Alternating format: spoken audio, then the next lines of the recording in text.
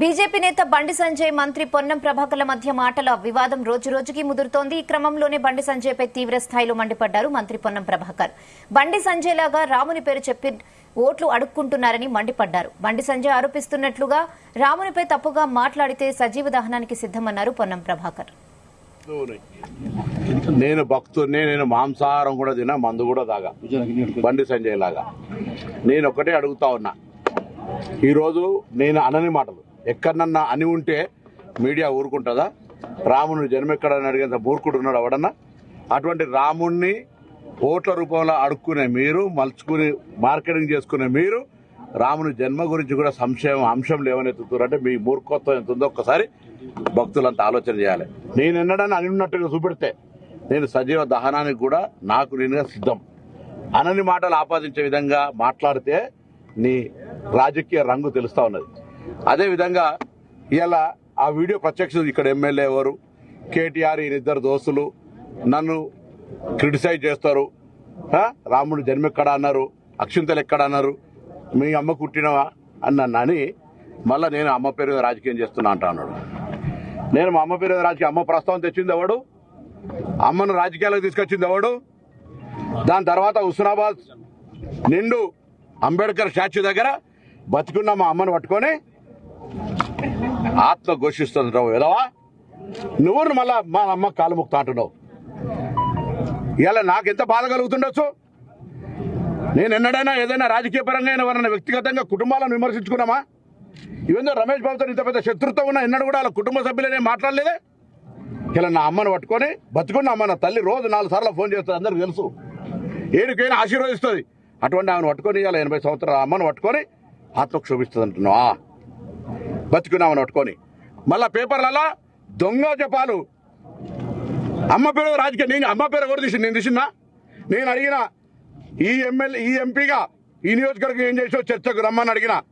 నేను చేసినవి చూపిస్తా అని చెప్తున్నా. ఇవాళ కూడా రోడ్లు, ఉపాధి హామీ పనులు చెప్పుకునే విధవా ఈ నియోజకవర్గ అభివృద్ధికి ఏం చేసావు? ఒక నిర్మాణాత్మక పనులు చెప్పు. ఈ వేములవాడ దేవస్థానం హిందూ అని చెప్పుకుంటే కదా, ఏం చేసావు చెప్పు. రాముని పేరు పొద్దుగాలి అసలు మంగళసూత్రాలు అమ్ముకున్నాను. భార్య మంగళసూత్రం విలువ తెలుసా? ఎన్నికల్లా ఓట్ల కొరకు పిచ్చగా లెక్క పెళ్ళ మంగళసూత్రాలు అమ్ముకున్నాను. నువ్వు ఒక విధవ. నన్ను అంటుండి అలా ఎంపీగా నేను గెలిస్తే నువ్వు రాజీనామా చేస్తావని. సిగ్గుండాలి. 3 సార్లు ఎమ్మెల్యే ఓడిపోయినావు. అసలు ఎంపీకి నీకు అర్హత ఉందా పోటీ చేసేది? అసలు ఎంపీగా రాజీనామా చేయాలి కదా, ఎమ్మెల్యే ఓడిపోయినాక మొన్న. నేను నా నియోజకవర్గంలో ఎక్కడో కూడా గెలిచిన మొగోడిని.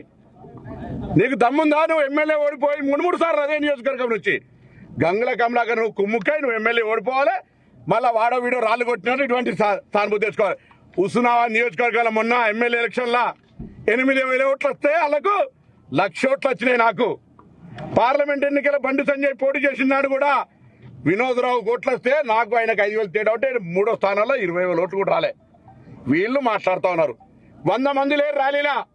మా అటువంటితో ఎవరు కార్యకర్తలు కోపానికి వస్తున్నారని పెద్ద ఫోర్స్ క్రియేట్ చేసి భారతదేశంలో ఉన్న నరేంద్ర మోడీ ప్రభుత్వాన్ని మొత్తం ఉపయోగించి 300 మంది పోలీసులు పెట్టుకుని చెప్పిన, అయ్యా మేము ఏమనం, చాలా మంది చూస్తున్నాం గస్తుంటూ పోతుంటారు రంగట్ల ఎలుకతురు తిరిగి చూస్తున్నాం.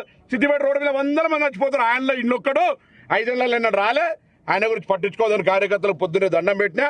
ఆ పోలీసులు కూడా చెప్పినా, ఎందుకే 300 మంది పోలీసులు ఆయన ఎవడేమంటాడు? ఆయన రెచ్చగొట్టుకోవడానికి మొన్న కూడా మొహరం పండుగకి ఏదో రాళ్ళు వేసుకొని అప్పుడున్న సిపిని ట్రాన్స్ఫర్ చేసిండు. ఎప్పుడు కూడా మతపరమైన అంశాలు రెచ్చగొట్టాలి. అసలు కేసీఆర్ గారు కూడా ఏమన్నారా పోయిన ఎన్నికల్లా, అరే నేను యజ్ఞాలు చేస్తా, నేను ఇంత పెద్ద భక్తుడిని, పాడోడు ఈడోడా హిందుగాలు బొందుగాలు అని పెద్ద హిందువుల పేరు బ్రాండ్ అంటాడు, నాకంటే ఎవడు ఎక్కువ అన్నాడు. దాన్ని ఎన్నికల రాజకీయం చేసుకొని గెలిచాడు బిడ్డ. ఇవాళ తల్లి, ఏ తల్లి అందరికి తల్లిని రాజకీయాలకు లాగినావు. నేను ఈ తెలంగాణలో తల్లులందరినీ కోరుతా ఉన్నా, అలా భారతీయ జనతా పార్టీ నాయకత్వాన్ని కోరుతా ఉన్నా. నా తల్లి ఇలా క్షోభిస్తుంది, మనసు బాధపడుతోంది. మా అమ్మది ఏడుస్తుంది. బిడ్డ, నా తల్లి గురించి మాట్లాడినావు, జాగ్రత్త.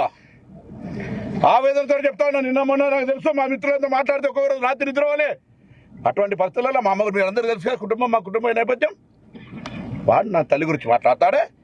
మళ్ళీ పేపర్లలో, వాట్సాప్లలో అమ్మ పేరు రాజకీయం చేస్తుంది. నేను అన్న అమ్మ పేరు తీసిందా? ఎప్పుడన్నా ఇన్నిసార్లు ప్రెస్ కాన్ఫరెన్స్ చేసినామా? ఎవరన్నా ఎక్కడన్నా నా కుటుంబ సభ్యుల పేరు తీసినామా? వీడియో చూడండి. నేను మీ అమ్మని అనలే, మీ అమ్మ అని ప్రత్యేకించి వీడియోలో ఇక్కడ ఎమ్మెల్యే ఎవడని, ఈ ఎమ్మెల్యే కేటీఆర్ కలిసి నన్ను తిడుతున్నారని, రాముడు జన్మ ఎక్కడ అడిగిందని